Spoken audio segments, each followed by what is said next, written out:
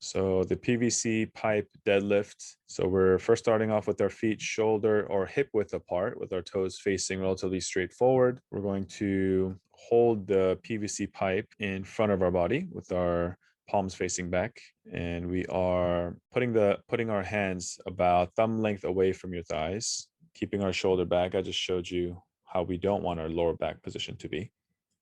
So we're initiating just like the RDL or the partial deadlift, right? We're keeping our back nice and straight, bending at our hips, pushing our butt back. And once the bar reaches your knee, we're going to let that knee bend a little bit more to help your whole body come down while keeping your spine nice and straight.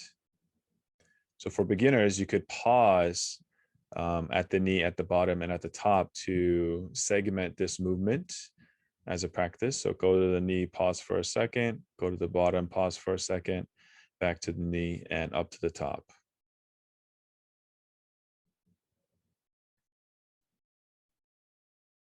So the main thing is when we reach our knees with the bar, we don't want the knees protruding forward so the bar could go straight down.